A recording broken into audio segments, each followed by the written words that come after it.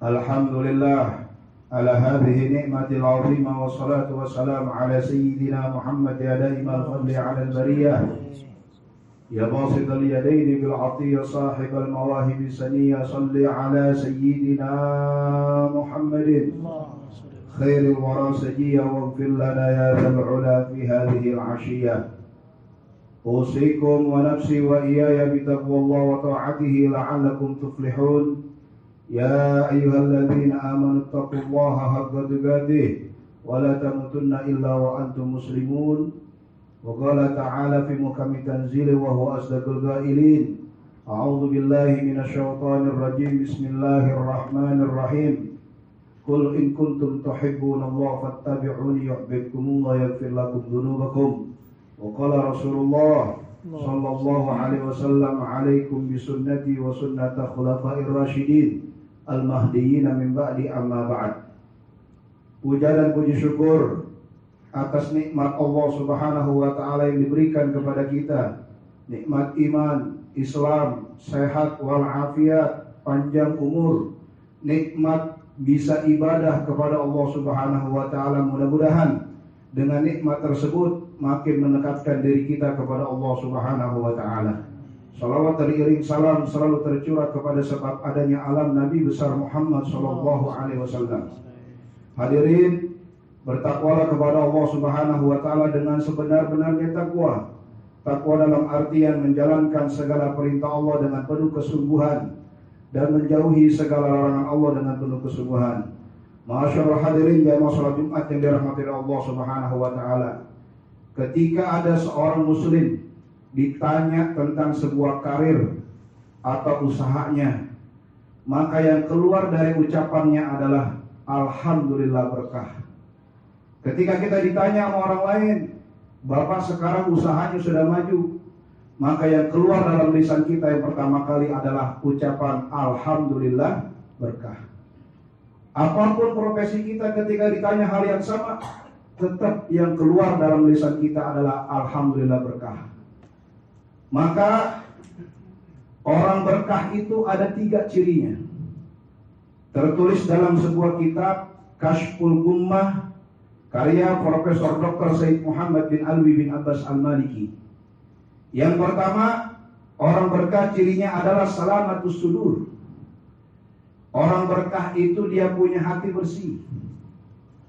Dia punya hati selalu baik sama orang, walaupun terkadang orang tidak baik sama dia. Nggak pernah jahat sama orang, nggak pernah ngeremehin orang, nggak sombong, nggak hasut, nggak dengki, nggak benci. Seluruh hidupnya, seluruh waktunya selalu digunakan dengan kebaikan-kebaikan dalam hatinya maupun pikirannya. Selalu positive thinking, nggak pernah buruk sangka, enggak. Yang kedua kata Nabi, orang yang berkah ciri yang kedua adalah sakhawatun nufus. Orang yang berkah itu cirinya dia punya jiwa dermawan, nggak pelit, nggak bakhil. Maka kalau kita melihat mushaf Al-Quran dari dulu sampai sekarang, itu judul mushaf yang sering kita temukan, judulnya adalah Al-Quranul Karim. Ada apa dengan makna Karim? Al-Karim adalah sifatnya Allah Subhanahu wa ta'ala yang maha dermawan. Apa bedanya Allah dengan kita dalam sifat dermawan? Kalau Allah sering diminta, senang. Kalau kita sering diminta, kesel. Allah nggak pakai diminta, ngasih. Kalau kita diminta baru ngasih. Itulah bedanya kita dengan Allah Subhanahu wa ta'ala.